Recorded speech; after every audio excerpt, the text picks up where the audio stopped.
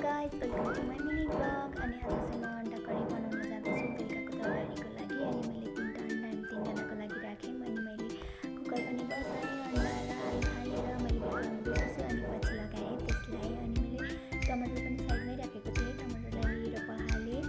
त्यसपछि मैले प्याज र टमाटर काट्न रेडी पारेँ। टमाटरलाई मैले पहिले काटेँ किनकि पहाल्दै काट्दै गर्नुपर्ने थियो मलाई, किनकि त्यो एकदमै पिरो हुन थालेको थियो। यो प्याज त्यस्तो किनेर आएको त्यस्तो हो होइन।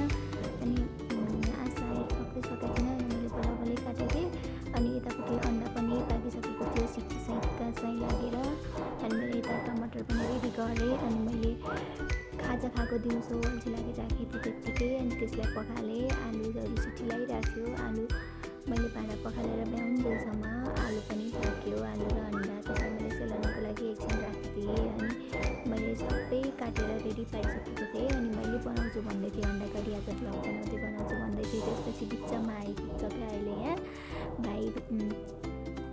अनि उसले मैले अन्डा नै काटेर रेडी पारिसकेको थिएँ। अनि त्यसपछि आलु काटेँ, आलुहरू सबै रेडी पारेर राखेँ। अनि मैले म बनाउँछु भन्दै हेर म तेरो दाइले कसरी बनाउँछ भन्दै आएको यो। अनि त्यसपछि यसले बनायो।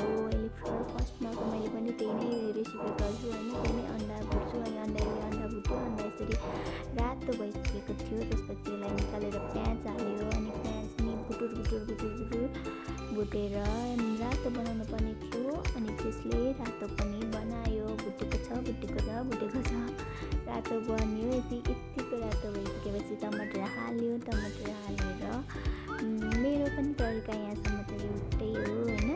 अनि मैले चाहिँ एउटा गल्ती के गर्थेँ भन्दाखेरि, गल्ती भने के भन्ने अब आफ्नै तरिका आफ्नै रेसिपी हुन्छ।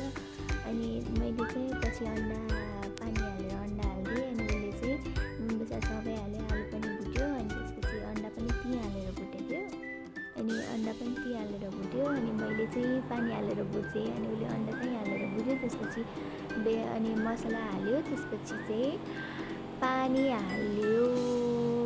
हालेर 2 बोडको जति पानी हालेको थियो। लु हेर्नुहोस् अवस्था। यति भन्दै bye bye, see you, love you all, to my channel, okay.